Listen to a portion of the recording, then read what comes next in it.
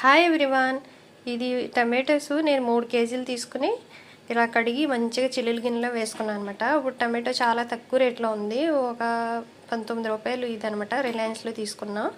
మంచిగా చాలా అందంగా ఉన్నాయి, చూసారు కదా. బయట తీసుకుంటే అన్ని పుచ్చులు అవన్నీ ఉంటాయి, ఏరుకొని ఇవ్వరు. అందుకని రిలయన్స్లో తీసుకుంటే మంచిగా ఏరుకొని ఇచ్చారనమాట. ఎంత ఎర్రగా మంచిగా పండినాయి ఇవి పచ్చడికైనా.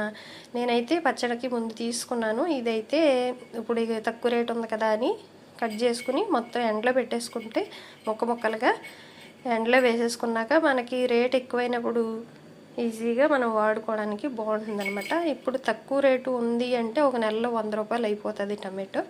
అందుకని ఈ టైంలో తీసుకుని ఎండబెట్టుకుంటే మనకి తర్వాత కూరల్లో వాడుకుంటే బాగుంటుంది. అందుకని నేను ఇలా అయితే చేసుకుంటున్నాను అనమాట. మీరు కూడా తక్కువ రేటు ఉన్నప్పుడు ఇలాగ స్టాక్ పెట్టుకున్నారంటే ఎప్పుడు కూరలు వేసుకుంటే చాలా బాగుంటుంది.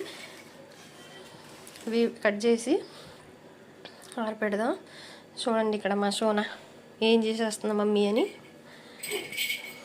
టమాటో ఇలా ముక్కలుగా అన్నీ పొడుగ్గా కోసుకొని ఇలా ఎండబెట్టేసాను అనమాట. అస్సలు నానబెట్టకుండా, అంటే ఏంటి నిలవ పెట్టకుండా ఎప్పటికప్పుడు కోసేసుకుని ఎండలో వేసేసుకున్నాం. ఇలాగ మనం 2 రోజులు ఎండబెట్టుకుని 2-3 రోజులు ఇప్పుడు డబ్బాలో స్టాక్ పెట్టుకుంటే ఫ్రిడ్జ్లో పెట్టుకున్నా పర్వాలేదు, నిలవ ఉంటాయి.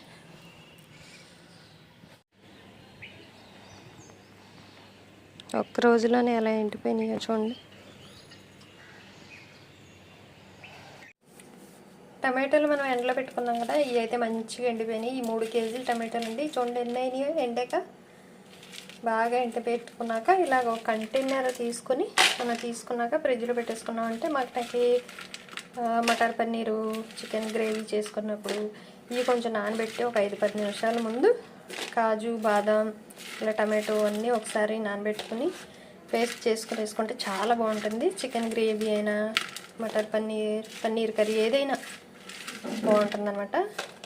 ఇలాగ మనం తక్కువ రేట్లో ఉన్నప్పుడు ఎక్కువ టమాటో తీసుకుని స్టాక్ చేసుకున్నాం అంటే చాలా మనకి ఎక్కువ రోజులు వస్తాయి అన్నమాట.